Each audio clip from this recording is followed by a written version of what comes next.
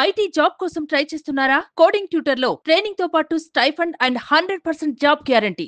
నమస్తే, నేను Keshav. Welcome to Suman TV. ఆంధ్రప్రదేశ్లో వరద అలానే తుఫాను ప్రభావం పూర్తిగా తగ్గిపోయినట్టేనా? రిలీఫ్ మెజర్స్ స్పీడ్ అందుకుంటున్నటువంటి సమయంలో ప్రభుత్వం ఏ అంశాలపైన ఫోకస్ పెట్టింది? ముఖ్యంగా ఉప ముఖ్యమంత్రి పవన్ కళ్యాణ్ రంగంలోకి దిగబోతున్నారనేది తాజాగా అందుతున్నటువంటి సమాచారం. ఇందులో వాస్తవం ఎంత? రిలీఫ్ మెజర్స్ స్పీడ్ అందుకోవడానికి కావాల్సినటువంటి ప్రణాళికల్ని రాష్ట్ర ప్రభుత్వం ఇప్పటికే సిద్ధం చేసిందా? ఈ అంశం పైన విశ్లేషణ చూద్దాం. మనతో పాటు పొలిటికల్ అనలిస్ట్ చందు శ్రీనివాస్ గారు. నమస్కారం. నమస్కారం అండి. పవన్ కళ్యాణ్ గారు ఆల్రెడీ పిక్చర్లోకి వచ్చేసారు.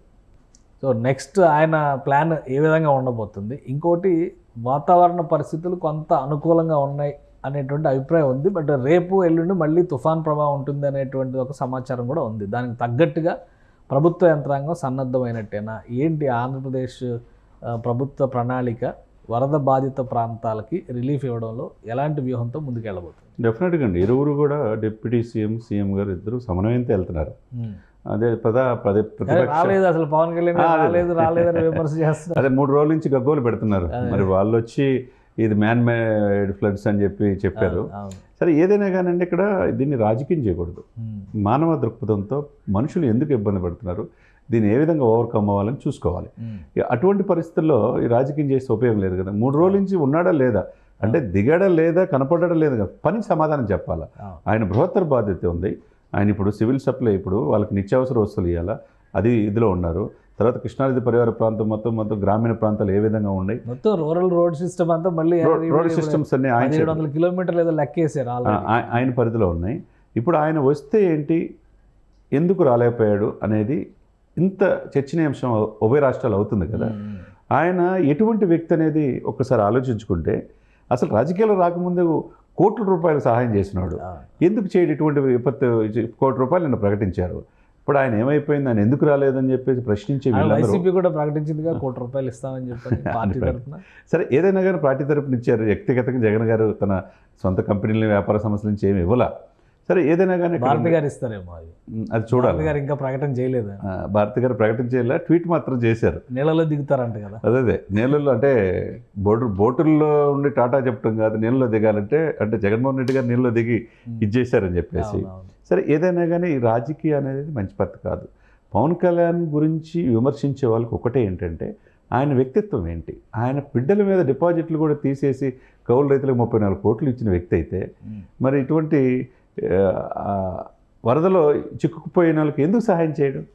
ఆయన శాఖకు సంబంధించిన గ్రామీణాభివృద్ధి, పంచాయతీరాజు వాళ్ళ యొక్క టీం అంతా పనిచేయట్లేదా? ఎప్పటికప్పుడు మానిటరింగ్ చేసుకోవట్లేదా? సాక్షాత్తు చంద్రబాబు నాయుడు గారే ఆయన కొన్ని విధులు నిర్వర్తిస్తున్నాడు అని చెప్పి అన్నాడు. ఇప్పుడు ఆయన వస్తే ఏంటి, రక్షణ కల్పించాలా?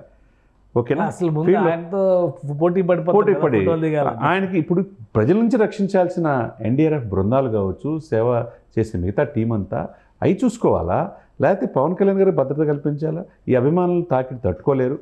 అధికారులే చెప్తున్నారు, సీనియర్స్ అధికారులు, మిగతా వాళ్ళు కూడా ప్రభుత్వంలో చాలా కీలకమైన సార్ మీరు రావద్దని దయచేసండి, అందుకే నేను ఆగాను అంటున్నాడు. ఆయన మనసంతా అక్కడ ప్రజల్లోనే ఉంటుంది. కానీ ఇప్పుడు ఫీల్డ్లోకి వెళ్ళినంత మాత్రం పని జరిగిందా లేదా క్షేత్రస్థాయిలో అనేది ముఖ్యమంత్రి గారు ఆ బాధ్యత తీసుకొని చేస్తున్నప్పుడు ఎక్కడ కూడా ఆటంకం కలగదు. ఆల్మోస్ట్ అందరూ మినిస్టర్లు అందరూ కూడా ఫీల్డ్లోనే ఉన్నారు.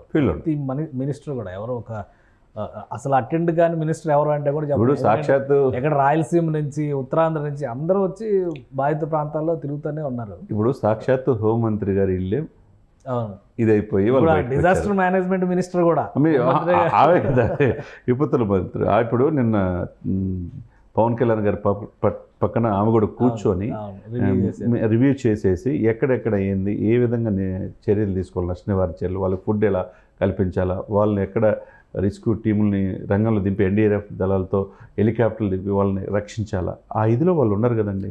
అక్కడ విజయవాడ సెంట్రల్ ఆఫీసులో ఉన్నారు కదా, కంట్రోల్ రూమ్లో ఉండి కూర్చొని ఎన్డీఆర్ఎఫ్ దళాలు కూడా అప్రిషియేట్ చేసి వాళ్ళ పనులు చేస్తున్నారు కదా. ఇప్పుడు మీరేం చేస్తున్నారు అనేది కావాలి. అంతేగాని ఎదుటి వాళ్ళ మీద గుడ్డ కాల్చి నెత్తరేయటం కాదు. ఇక్కడ పవన్ కళ్యాణ్ గురించి ప్రజలకు తెలుసు. వెళ్తారా పవన్ కళ్యాణ్ గారు? వెళ్తారా? ఇప్పుడున్న పరిస్థితిని బట్టి వెళ్ళలేదనే కదా విపక్షం బాధపడుతుంది. డెఫినెట్గా అండి, ఈ రోజు కాకపోయినా రేపు నుంచా లేకపోతే రేపో ఎల్లుండి అనేది డెఫినెట్గా ఫీల్డ్ వెళ్తాడు. ఎందుకు నిన్నటి దాకా చంద్రబాబు నాయుడు గారు వెళ్ళాడు, ఆ బాధ్యత నేను తీసుకుంటాడు. మిగతా ఎక్కడ గ్రాస్ రూట్లో వెళ్ళి ఎక్కడెక్కడ అతను నష్టం జరిగింది, ఏ విధంగా రోడ్లు వేయాలి, ఏ విధంగా సివిల్ సప్లై వీళ్ళకి ఆహారం నిత్యావసర వస్తువులు ఇవ్వాలి. పంచాయతీ రాజులు ఇప్పుడు మొత్తం గ్రామాలే తుడిచిపెట్టిపోయినాయి కదా, ఆస్తి నష్టం ఎక్కువ ఉంది కదా, ఎక్కడ ఎవరు ఇవ్వాలి రిపోర్ట్లన్నీ కూడా ఈయన శాఖల కిందే. ఇప్పుడు మంచినీరు మళ్ళీ పునరుద్ధరించాలన్నా ఈయన చేయాల్సిందే, గ్రామాలని ఇది చేయాలన్నా ఈయన చేయాలి, రోడ్లు వేయాలన్నా ఈయన వేయాలి కదా. ఈ శాఖలు ఈయన పరిధిలో ఉన్నప్పుడు ఎందుకు స్పందించదు సార్? వీళ్ళు విమర్శించేటప్పుడు ఒక ఏళ్ళు అతని వైపు చూపించేటప్పుడు 4 వేలు ఎవరి వైపు ఉన్నాయో చూసుకోవాలి. పవన్ కళ్యాణ్ విమర్శించకూడదు. అందులో ఉభయ రాష్ట్రాల్లో ఎక్కడ జరిగిన ఉదూద్ తుఫాను కూడా చూసాం మనం, ఎంత స్పందించాడు. ఇరు రాష్ట్రాలు ఇచ్చాడు. సైనికుల నిధికి కూడా ₹1 కోటి ఎప్పుడు ఇస్తాడు. కాబట్టి పవన్ కళ్యాణ్ సేవ చేశాడు, ఫీల్డ్లో భయపడి వెళ్ళిపోయాడు అనేది వాళ్ళ విఘ్నత. వాళ్ళు వదిలేసేయటం వాళ్ళు మనం ఏం అనలేం. దీన్ని రాజకీయాలు చేయటం ఎందుకండి? రేపో ఎల్లుండో ఆయన ఎంటర్ అవుతాడు ఫీల్డ్లో. ఆయన అభిమానులు ఆల్రెడీ చేస్తున్నారు. కృష్ణా జిల్లా ఉంది విజయవాడ, ఇప్పుడు బొలిశెట్టి వంశీకృష్ణ, తర్వాత అమ్మిశెట్టి వాసు, మిగతా అంత క్యాడర్ అంతా కూడా చెప్తున్నారు వాళ్ళు కళ్యాణ్ గారి ఆదేశాల మేరకు మొత్తం. అంతే, ఇంత లోతును మునిగిపోయి వాళ్ళు వెళ్ళి ఆహార పొట్టాలు ఇస్తుంటే అవి కనపడతలేదు వీళ్ళకి. వీళ్ళు వెళ్ళి చేయొచ్చు కదా, చేయకపోగా ఎదుటి వాళ్ళ మీద అది విమర్శించడం తగదు. ముఖ్యంగా పవన్ కళ్యాణ్ గారు డిప్యూటీ సీఎంగా ఉన్నాడు, బాధ్యత గల ఇదిలో ఉన్నాడు, ఎక్కువగా ఎక్కడ జరిగినా స్పందించే ఇది ఉన్న వ్యక్తి, దేశ ప్రధాని మోడీ మన్ననలు పొందే వ్యక్తే. కానీ ఇంకొక డౌటు, ఒక జగన్మోహన్ రెడ్డి గారికి మాత్రమే వరద బాధితులను పరామర్శ చేయాల్సినటువంటి పని పట్టిందా? వైసీపీలో చాలామంది మాజీ మంత్రులు, ఇప్పుడు తాజాగా ఎమ్మెల్యేలు, ఎంపీలు కూడా ఉన్నారు కదా, ఎవరు పర్యటించినట్టుగా కనిపించలేదు. వెళ్ళారా? ఎవరన్నా పర్యటన చేశారు? ఉప ముఖ్యమంత్రులు కూడా 3-4 ఉండాలి, 5 ఉండేవాళ్ళు. మరి వాళ్ళు కనపడతారు. ఇప్పుడు మరి ఎట్లా సార్ కేశవ్ గారు మీరేం చెప్పండి? జోగి రమేష్ గారు ఇల్లే మునిగిపోయినప్పుడు ఆయన పడవలో వెళ్తున్నాడు. ఆయన కేసుల నుంచి ఆయన బయటపడటానికి ఆయన బెయిల్ ఆర్డర్ కోసం ఆయన చూస్తున్నాడు. వీళ్ళు ఎవరు కూడా ఇప్పుడు సాక్షాత్తు విజయవాడ నగరంలో అవినాష్, దేవినేని అవినాష్ ఉన్నాడు, మిగతా వాళ్ళు చాలామంది ఉన్నారు. ఎందుకని మరి ఏది ఉన్నా కానీ మేము ఉన్నామని చెప్పిన వాళ్ళు ఎవరు వచ్చిన రోజునే కనపడ్డారు వీళ్ళందరూ. వెల్లంపల్లి శ్రీనివాస్ కానీ, మల్లాది విష్ణు గారు. మల్లాది విష్ణు కూడా కనిపించినట్లేదు. ఇంకా మిగతా వాళ్ళు పక్కన పెడితే వెల్లంపల్లి ఒక్కడే కనపడ్డారు. మిగతా వాళ్ళు ఏమైపోయారు అంటే మిగతా వాళ్ళకి పని లేదా? మిగతా వాళ్ళు పవన్ గారికి రావట్లేదని వీళ్ళు అంటున్నారు తప్పితే ప్రభుత్వం చేస్తున్న దానికి అప్రిషియేట్ చేయాల్సింది పోగా విమర్శించడం అనేది అది మంచి పద్ధతి కాదు. ముఖ్యంగా ఇటువంటి విపత్కరమైన పరిస్థితుల్లో ప్రజలకు మేమున్నామని చేతులు అందించాలి, అంతేగాని ఇట్లా చేయటం అనేది కరెక్ట్ కాదు. ఇప్పుడు లేని విధంగా ఆస్తి నష్టం విపరీతంగా జరిగింది. దానికి ఏం చేయాలా? ప్రజలకు ఎటువంటి భరోసా ఇవ్వాలా? ప్రజల నుంచి కేంద్ర ప్రభుత్వం నుంచి ఎలాంటి నిధులు తీసుకురావాలా? జాతీయ విపత్తుగా ప్రకటిస్తే వాళ్ళకి వచ్చే బెనిఫిట్స్ ఏంటి? రాష్ట్రం చేయాల్సింది ఏంది? రాష్ట్రం అసలుకే మూలిగా తాటికే అన్నట్టు కష్టాల్లో ఉంది. అదనపు కష్టం అంతే కదండి. అదనం అంటే ఊహించిన కష్టం. ఇప్పుడు దీన్ని ఒకవైపు రాజధాని అమరావతిని పూర్తి చేసుకునే క్రమంలో ఇప్పటికిప్పుడే పనులు స్టార్ట్ చేసి అనేది ఉగ్రరూపం దాలిస్తే ఏది మంతెన సత్యనారాయణ ఆశ్రమం సగం మునిగిపోతే ఇంక ఈ మునగపోవడం పెద్ద సమస్య ఉంది. దీన్ని అందరూ ఓవర్కమ్ అవ్వాలంటే టైం పట్టిద్దండి. అది 6 నెలలు అయిన పట్టినా ఆశ్చర్యపడాల్సిన అవసరం లేదు. ఈలోపు ఏంటంటే సమయానంతో ఉన్న రాజకీయాలు దీంట్లో పెట్టకుండా ప్రజలకు ఏం చేయాలి, పార్టీలకు అతీతంగా ఏం చేయాలి, నీ యొక్క కాంట్రిబ్యూషన్ ఏంటి ప్రజలకి, నువ్వు ఒక లైన్ హెల్ప్ చేయగలిగావా?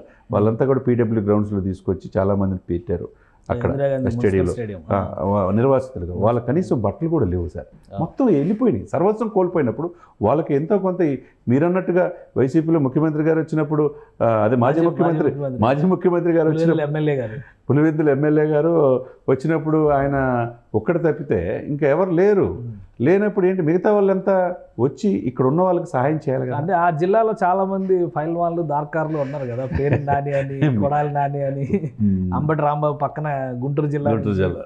సో వీళ్ళందరూ ఎవరో కనపట్టలేదు. వరద బాధితుల్ని అంటే వాళ్ళ ఇంట్లో నుంచి బయటకు రాలేని పరిస్థితిలో ఉన్నారేమో. మనం వాళ్ళ పరిస్థితులు కూడా అర్థం చేసుకోవాలి. మరి ఆయన చూసైనా ఇప్పుడు బయటకు రావాల్సిందే. వీళ్ళకి ప్రభుత్వమే కాకుండా వీళ్ళు కూడా గత 5 సంవత్సరాలు వీళ్ళు కూడా ఓటేసి 150 సీట్లు ఇచ్చారు కాబట్టి ఆ ప్రజల్ని ఇప్పుడు మీకు ఓట్లు వేయలేదన్న ఉద్దేశంతో ఆ కోపంతో 40,000 ఓట్లు 40% ఓట్లు వచ్చినాయి అంటే ఇందులో మొత్తం ఇప్పుడు వరదలో ఉన్న వాళ్ళందరూ టీడీపీకి ఓటేసిన వాళ్ళే అయ్యి ఉండకపోవచ్చు. అంతే కదండి, వైసీపీకి వేసిన వాళ్ళు కూడా ఉండొచ్చు కదా. కాబట్టి ఓదార్పు యాత్రలు చేయాలి కదా ఇప్పుడు వీళ్ళు కూడా. చెయ్యాలి, డెఫినెట్గా ప్రజల్లోకి వెళ్ళాలి, వెళ్ళి మీ కాంట్రిబ్యూషన్ ఇవ్వాలి. అప్పుడే మిమ్మల్ని హక్కును చేర్చుకుంటారు. మీరు పట్టించుకోలేదనుకో అసలు మిమ్మల్ని మర్చిపోతారు. అంటే ఇప్పుడు ఈ విమర్శలన్నీ కేవలం రాజకీయ విమర్శలుగానే చూడాలి. కేవలం రాజకీయ విమర్శలే సార్. ఇక్కడ ప్రజల యొక్క బాగోగులు చూసుకోవాలా. ముఖ్యమంత్రి గారు ఆ వయసులో 74 సంవత్సరాల వయసులో అర్ధరాత్రి అపరాత్రి లేకుండా బోట్లు వెళ్ళి ప్రాణాలు సైతం పనంగా పెట్టి ఆయన సేవ చేస్తుంటే ఆయన సహకరించాల్సింది పోయి ఆయన విమర్శిస్తారు, పవన్ కళ్యాణ్ రాలేదంటారు. మీకు పని జరుగుతుందా లేదా? ఇక్కడ ఫీల్డ్లో ఆపరేషన్ జరుగుతున్నాయా లేదా? ప్రజలకు సేవ చేస్తున్నారా లేదా? వాళ్ళకి ఆహార పొట్లాలు వస్తున్నాయా లేదా? వాళ్ళని సురక్షిత ప్రాంతాలు తరలించారా లేదా? కేంద్ర ప్రభుత్వం నుంచి బృందాలు వచ్చినాయా లేదా? హెలికాప్టర్ల ద్వారా వాళ్ళని ఏ విధంగా సేవా కార్యక్రమాలు దించారు చూసుకోవాలా? వీటికి హెల్ప్ చేయాల్సింది పోయి ఇలా విమర్శించడం అనేది ఇప్పుడున్న ఆంధ్రప్రదేశ్లో ఉన్న వైసీపీ పార్టీకి అనేది తగదు. రైట్. థ్యాంక్ యూ శ్రీనివాస్ గారు, మీ అభిప్రాయాలు తెలియజేసినందుకు. ఇది ఏపీలో ప్రస్తుతం విపత్తు నుంచి బయటపడేటువంటి ప్రయత్నాలు జరుగుతున్నాయి. ఈ క్రమంలో పవన్ కళ్యాణ్ డిప్యూటీ సీఎం హోదాలో తను చేయాల్సినటువంటి పనులన్నింటినీ కూడా తెర వెనుక పూర్తి చేస్తున్నారు. అతి త్వరలోనే ప్రజల్లోకి వెళ్ళేటువంటి ప్రణాళికను సిద్ధం చేసుకున్నారు. 2-3 రోజుల్లో ఆయన వరద బాధిత ప్రాంతాల్లో పర్యటించేటువంటి అవకాశం ఉంది. అలానే రాజకీయ విమర్శలు చేయడం మాని విపక్ష నేతలు ప్రజాక్షేత్రంలో దిగితే ఇలాంటి విపత్తు సమయంలో మరింత ప్రయోజనం కలుగుతుందని చంద్ర శ్రీనివాస్ గారు విశ్లేషిస్తున్నారు. ఇది special discussion. Keep watching. Suman టీవీలో మీ పర్సనల్ అండ్ బిజినెస్ ప్రమోషన్స్ కోసం కింది నెంబర్కి కాంటాక్ట్ చేయండి.